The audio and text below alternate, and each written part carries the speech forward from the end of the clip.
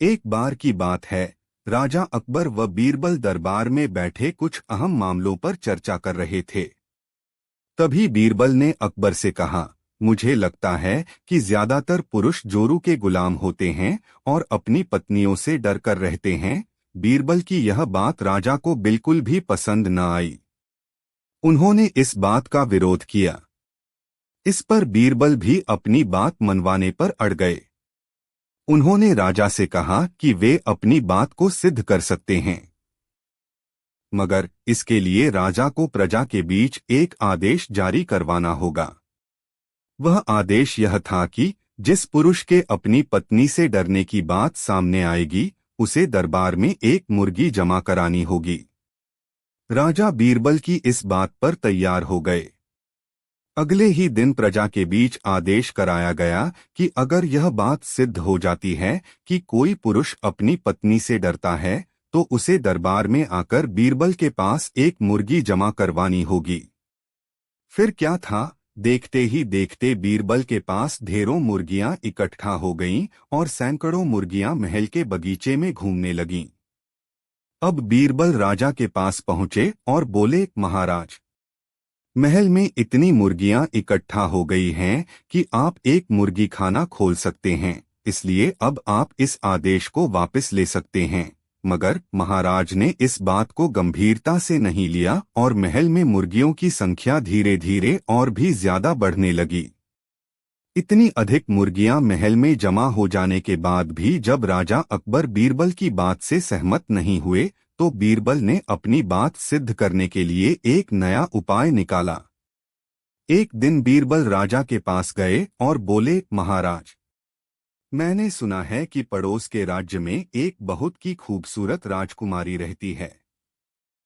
अगर आप चाहें तो क्या मैं आपका रिश्ता वहां पक्का कर आऊं? यह सुनते ही राजा चौंक उठे और बोले, बीरबल, तुम ये कैसी बातें कर रहे हो? महल में पहले से ही दो महारानियां मौजूद हैं। अगर उन्हें इस बात की भनक भी लगी तो मेरी खैर नहीं होगी। यह सुनकर बीरबल ने तपाक से जवाब दिया, चलिए महाराज, फिर तो आप भी मेरे पास दो मुर्गियां जमा करा ही दीजिए। राजा बीरबल का ऐसा जवाब सुनकर शर्मा गए और उन्होंने अपना आदेश उसी वक्त वापस ले लिया। अकबर बीरबल की इस कहानी से हमें यह शिक्षा मिलती है कि बातों की चतुराई से हम किसी भी बात को मनवा सकते हैं। जरूरत है तो बस बीरबल की तरह चतुराई से अपना पक्ष रखने की। एक शाम राजा अकबर अपने प्रिय बीरबल के साथ अपने शाही बगीचे की सैर के लिए निकले। वह बगीचा बहुत ही शानदार था।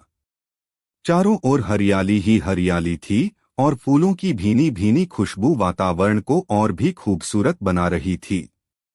ऐसे में राजा को जाने क्या सूझा कि उन्होंने बीरबल से कहा, बीरबल, हमारा मन है कि इस हरे भरे बगीचे में हम हरे घोड़े में बैठकर घूमें। इसलिए मैं तुम्हें आदेश देता हूं कि तुम 7 दिनों के अंदर हमारे लिए एक हरे घोड़े का इंतजाम करो। वहीं अगर तुम इस आदेश को पूरा करने में असफल रहते हो तो तुम कभी भी मुझे अपनी शक्ल न दिखाना। इस बात से राजा व बीरबल दोनों वाकिफ थे कि आज तक दुनिया में हरे रंग का घोड़ा नहीं हुआ है। फिर भी राजा चाहते थे कि बीरबल किसी बात में अपनी हार स्वीकार करें। इसी कारण उन्होंने बीरबल को ऐसा आदेश दिया। मगर बीरबल भी बहुत चालाक थे। वो भली भांति जानते थे कि राजा उनसे क्या चाहते हैं। इसलिए वो भी घोड़ा ढूंढने का बहाना बनाकर 7 दिनों तक इधर-उधर घूमते रहे। 8वें दिन बीरबल दरबार में राजा के सामने पहुंचे और बोले, महाराज, आपकी आज्ञा के अनुसार मैंने आपके लिए हरे घोड़े का इंतजाम कर लिया है, मगर उसके मालिक की 2 शर्तें हैं। राजा ने उत्सुकता से दोनों शर्तों के बारे में पूछा। तब बीरबल ने जवाब दिया, पहली शर्त यह है कि उस हरे घोड़े को लाने के लिए आपको स्वयं जाना होगा। राजा इस शर्त के लिए तैयार हो गए। फिर उन्होंने दूसरी शर्त के बारे में पूछा। तब बीरबल ने कहा, घोड़े के मालिक की दूसरी शर्त यह है कि आपको घोड़ा लेने जाने के लिए सप्ताह के 7 दिन के अलावा कोई और दिन चुनना होगा। यह सुन राजा हैरानी से बीरबल की ओर देखने लगे। तब बीरबल ने बड़ी सहजता से जवाब दिया, महाराज, घोड़े का मालिक कहता है कि हरे रंग के खास घोड़े को लाने के लिए उसकी यह खास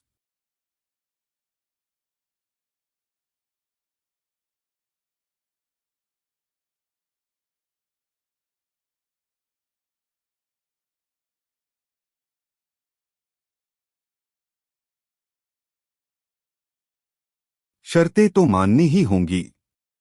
राजा अकबर बीरबल की यह चतुराई भरी बात सुनकर खुश हो गए और मान गए कि बीरबल से उसकी हार मनवाना वाकई में बहुत मुश्किल काम है।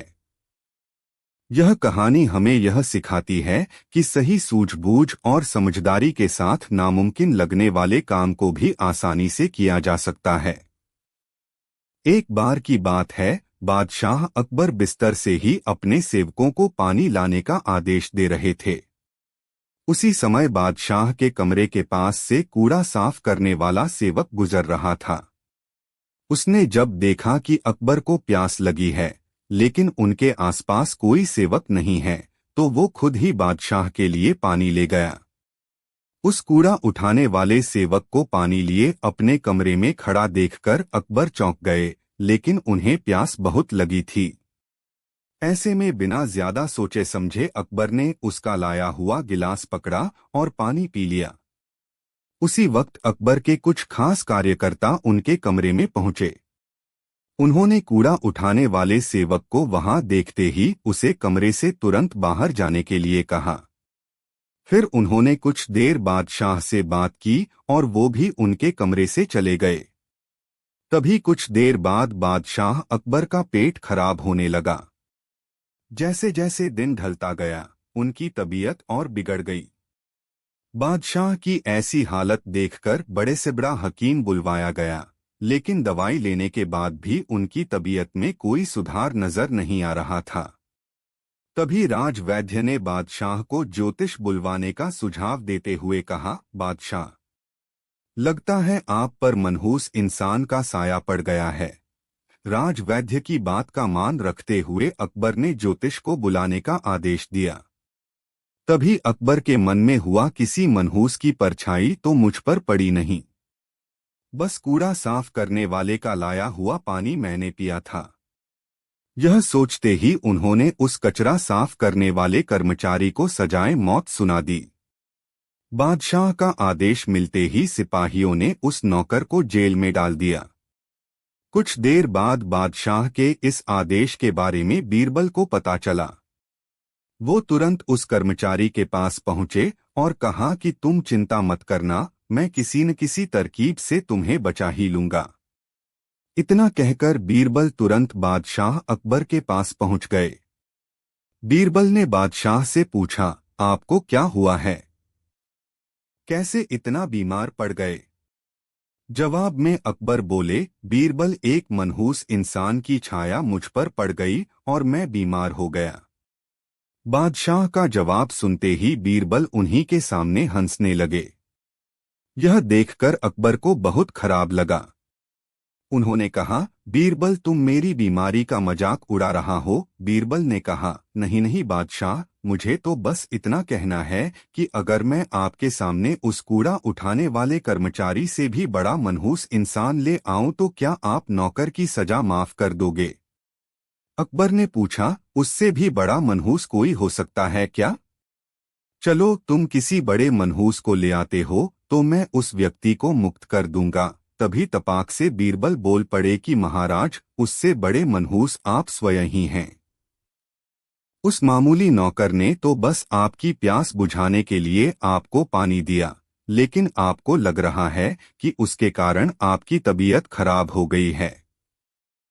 उस बेचारे नौकर का तो सोचिए जरा, वो तो आपको पानी पिलाने की वजह से जेल में पहुंच गया।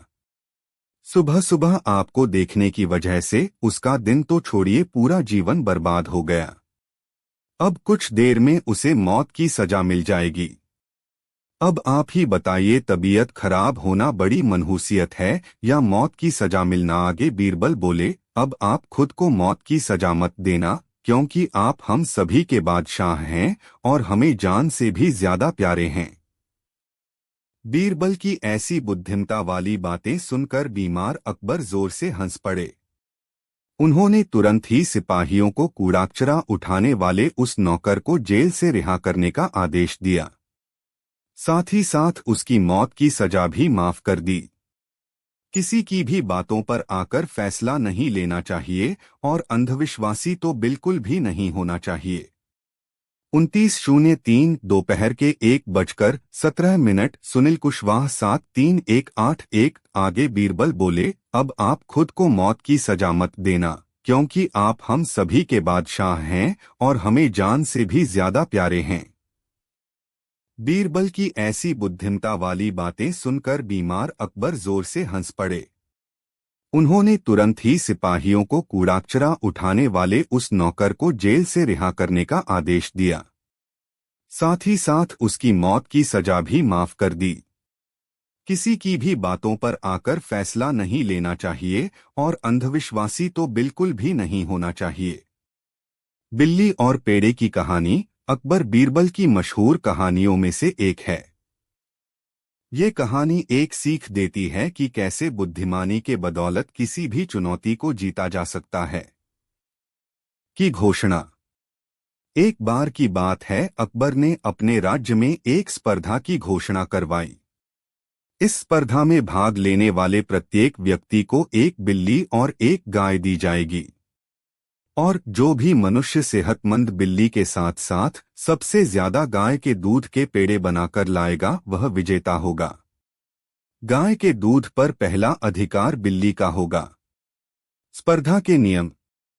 इस स्पर्धा में भाग लेने वाले सभी प्रतिभागियों को यह सूचित किया गया कि जिसकी भी बिल्ली भूख के कारण कमजोर हुई या बीमार पड़ी उसको दंड स्वरूप 100 कोड़े मारे जाएंगे, और जिसने भी दूसरे गाय के दूध के पेड़े बनाए या पेड़े में मिलावट की उसे भी 100 कोड़े मारे जाएंगे, तथा जिसने यह दोनों अपराध किए उसे 200 कोड़े मारे जाएंगे। वहीं जिसकी बिल्ली सेहतमंद होगी और जिसके पास सबसे से ज्यादा पेड़े होंगे उसे विजेता घोषित किया जाएगा, और उसे पुरस्कार स्वरूप 100 स्वर्ण मुद्राएं, सोने के सिक्के दी जाएंगी। स्पर्धा में नामांकन के लिए उमड़ी भीड़। इस स्पर्धा के समाचार को सुन लोगों में जोश भर गया। स्पर्धा में भाग लेने हेतु नामांकन विभाग भारी भीड़ पहुंची। बीरबल ने उमड़ी भीड़ को लेकर कर्मचारियों से पूछा, यह सब यहाँ क्यों आए हैं? तब उसे पता चला कि बादशाह ने स्पर्धा रखी है। बादशाह से स्पर्धा का कारण जानने पहुंचा बीरबल। स्पर्धा की बात सुन बीरबल बादशाह के पास गया और बादशाह से पूछा, बादशाह आपने ऐसी स्पर्धा क्यों रखी है? बादशाह ने कहा, मैं राज्य में मेहनती और ईमानदार लोगों की खोज कर रहा हूं। बीरबल ने कहा, किंतु स्पर्धा में ईमानदार क्यों आएंगे?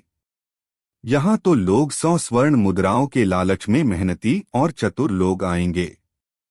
हंसते हुए बादशाह अकबर ने कहा, अच्छा, ये बात है तो तुम भी स्पर्धा में भाग ले लो, तुम भी तो मेहनती एवं चतुर हो। क्या पता तुम ही विजयी हो जाओ और 100 स्वर्ण मुद्राएं तुम्हें ही मिल जाएं। बादशाह की बात सुनकर बीरबल ने पूछा, क्या मेरे विजेता होने पर आप मुझे 100 स्वर्ण मुद्राएं देंगे? बादशाह ने मुस्कुराते हुए कहा, हाँ बीरबल, बस ध्यान रहे, जिसकी बिल्ली सेहतमंद होगी और जिसके पास दी गई गाय के दूध के सर्वाधिक पेड़े होंगे उसे ही स्वर्ण मुद्राएं मिलेंगी, और बिल्ली को भूखा रखने वाले, दूसरी गाय के दूध से पेड़े बनाने वाले और पेड़े में मिलावट करने वाले को कोड़े मिलेंगे। और यदि चतुर बीरबल तुम बेईमानी में पकड़े गए तो मैं तुम्हें कोड़ों से नहीं बचाऊंगा, दंड स्वीकार करना होगा। बादशाह का बीरबल को स्पर्धा के लिए उकसाना। बादशाह की बातें सुनकर चालक बीरबल ने कहा, बादशाह, चतुराई और बेईमानी अलग अलग है। बादशाह ने कहा, तो तुम स्पर्धा में विजेता बनकर इसे सिद्ध कर दो। बीरबल ने बादशाह अकबर से पूछा, किसी ने बेईमानी की है, यह सुनिश्चित कैसे करेंगे? अकबर ने कहा, मैंने उसके लिए जासूसों का जाल नगर में बिछा दिया है। मुझे सारी खबर मिलती रहेगी। मन से संदेह दूर हो गए हों तो जाकर नामांकन करवा लो, बीरबल, अकबर ने मुस्कुराते हुए कहा। बादशाह की बातें सुनकर बीरबल मुस्कुराया और कहा, जैसा आपका आदेश बादशाह, और नामांकन के लिए कार्यालय की ओर चल पड़ा। स्पर्धा का आरंभ होना। सारे प्रतिभागियों के साथ बीरबल ने भी नामांकन भर दिया। सभी प्रतिभागियों को एक बिल्ली और एक गाय दी गई और 1 महीने का समय दिया गया। सभी प्रतिभागी अपनी बिल्ली को सेहतमंद बनाए रखने और बचे हुए दूध से पेड़े बनाने में जुट गए। वहीं बादशाह के जासूस भी सभी प्रतिभागियों पर नजर बनाए हुए थे। धीरे धीरे 1 महीना बीत गया और प्रतियोगिता समाप्त हुई। सभी प्रतिभागी अपनी अपनी बिल्ली और बनाए हुए पेड़ों की पोटली लेकर बादशाह के दरबार में पहुंचे। दंड का भागी कौन? सबसे पहले जासूसों ने उनके नाम की घोषणा की जिन्होंने दूसरी गायों की दूध से भी पेड़े बनाए थे। नाम की घोषणा के साथ ही उन्हें दंड मिला, परंतु उसमें बीरबल का नाम नहीं था। उसके बाद सभी प्रतिभागियों के पेड़ों की पोटली खोली गई और सभी की बिल्लियों की जांच हुई। जिनकी बिल्लियां भूख की वजह से सेहतमंद नहीं थी, बीमार सी थी, जांच के बाद जिनकी वो बिल्लियां थीं उन प्रतिभागियों को सजा हुई। जिनके जिनके पेड़ों में मिलावट थी उनको भी सजा हुई। फिर अंत में 25 से 30 लोग बचे, जिनमें से एक बीरबल था। सभा में बैठे बीरबल को नापसंद करने वालों ने कहा, अरे बीरबल, बेईमानी नहीं कर पाए, इस बार तो बादशाह ने अच्छी तरकीब लगाई। विजेता कौन? केवल 25 से 30 लोगों की बिल्लियां सेहतमंद थी और उनके पेड़े उत्कृष्ट गुणवत्ता के थे। जांच में पता चला कि सबसे ज्यादा पेड़े बीरबल के पास है और उसकी बिल्ली भी सेहतमंद है। फिर लोगों के बीच में कानाफूसी होने लगी कि बीरबल ने कोई बेईमानी नहीं की तो फिर इसके पास इतने अधिक पेड़े कैसे हैं और इसकी बिल्ली भी सेहतमंद है। बाकी लोगों की तुलना में बीरबल के पेड़े दुगने थे और बादशाह के नियम के अनुसार गाय के दूध से पहले बिल्ली को पोषित करना था और फिर पेड़े बनाने थे। ये बात लोगों को अनहोनी सी लगने लगी। लोगों ने अनुमान लगाया कि अवश्य ही बीरबल ने दूसरे गाय के दूध से पेड़े बनाए हैं। चूंकि बीरबल बादशाह का खास है, इसलिए शायद जासूस उसकी शिकायत नहीं कर रहे। धीरे धीरे यह कानाफूसी बादशाह तक जा पहुंची।